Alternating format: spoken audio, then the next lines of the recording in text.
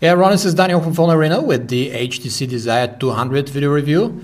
That's the entry-level fighter in the company's Android portfolio this season, with lowly specs and cutesy design that is clearly aiming at the younger rather than the affluent crowd with the sub $200 price. The phone's frontal design mimics the flagship HTC One boom sound speaker grille. It has this soapy shape, thick black or white body with rounded corners and patterned back cover. The HTC Desire 200 is not bad looking at all, and since it is very small, the phone is comfortable to hold and operate with one hand only too.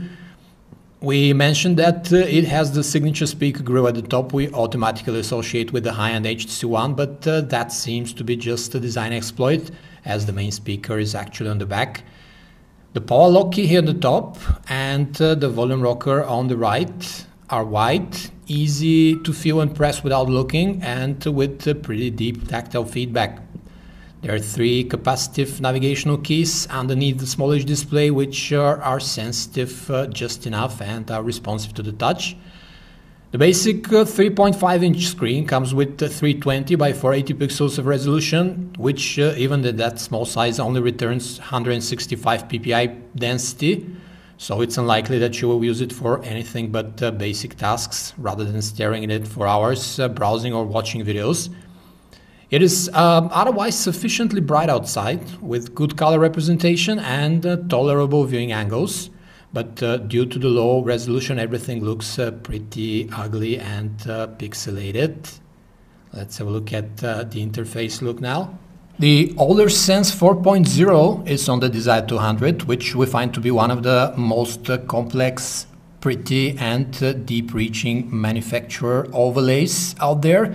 It is coated over Android 4.0, however, as you can see, rather than something newer out of the box.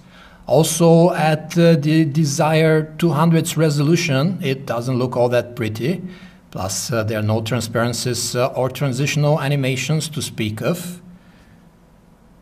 The rich number of widgets, themes and wallpapers from other HTC handsets here is brought down to 1 scene, for example, or only 2 skins.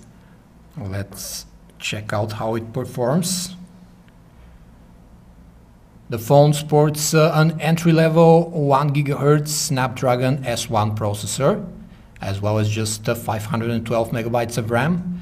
So it is rather slow and takes its time while strolling around the interface or loading the apps.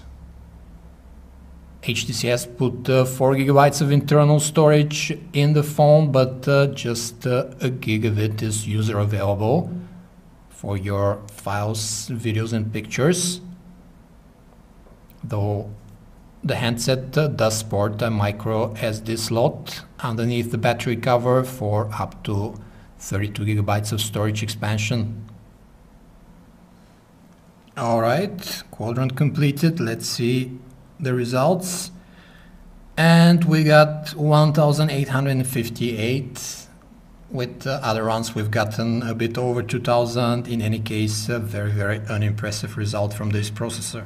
HTC touts the Sense web browser as perfect for on-the-go interneting with little touches like the ability to dial a phone number listed on a page with one tap, or the reading mode, which strips content of pics and ads to display just the text. In reality, this tiny phone display and the paltry resolution make for rather uninspiring browsing sessions. The handset supports 7 megabits per second 3G downloads and has Wi-Fi, Bluetooth 4.0 and 8 GPS radios, and that's about it. As you can see, rendering the page takes quite a bit of time, and scrolling is choppy. The Sense UI gallery offers just simple cropping and a few color effects that you can apply to your pictures,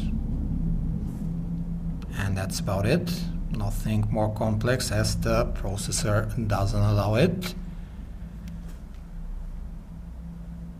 The phone runs videos in MPEG-4, DivX or XVD format up to 800 by 480 resolution, as you can see, without any issues.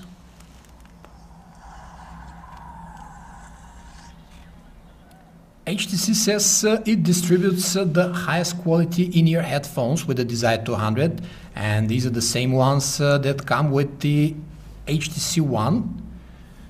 They might not be Beats branded anymore, but there are red earplugs and red button on the microphone knob, which will make you stand out. They're nice, but still not as good as the one that come with the iPhone 5 or the Galaxy S4, especially in the bass department. Loudspeaker is pretty decent though, as you can hear. Sound is strong and comparatively clean.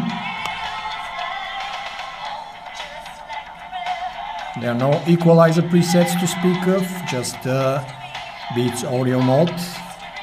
The 5 megapixel shooter with 2.8 aperture on the back of the Desire 200 is a fixed focus unit, so don't expect anything nearer than 5 inches to come out well.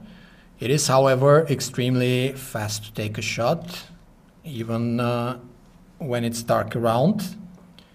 We only have a couple of color effects, as well as a few image adjustments, such as exposure, contrast, saturation, sharpness, and that's about it.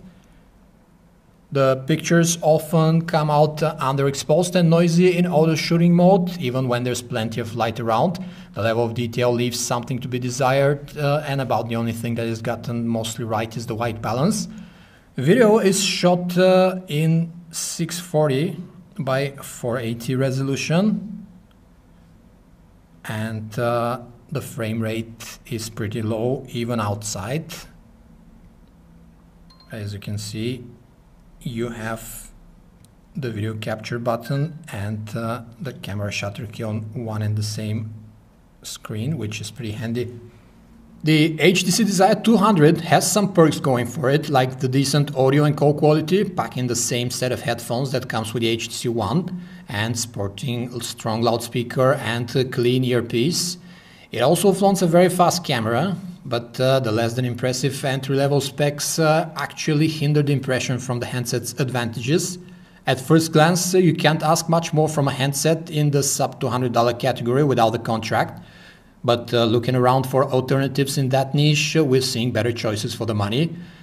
And we're not talking about a competitor like LG Optimus L3 II, which is priced a bit lower even, but has a smaller display.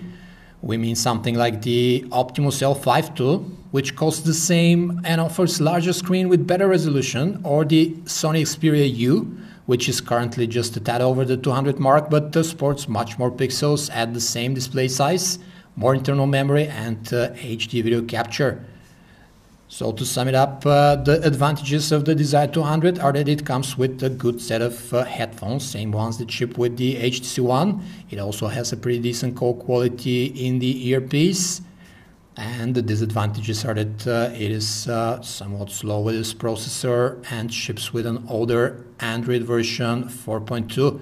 This was a video review of the HTC Desire 200 from Phone Arena. For more information about this and other handsets, you can visit us at phonearena.com.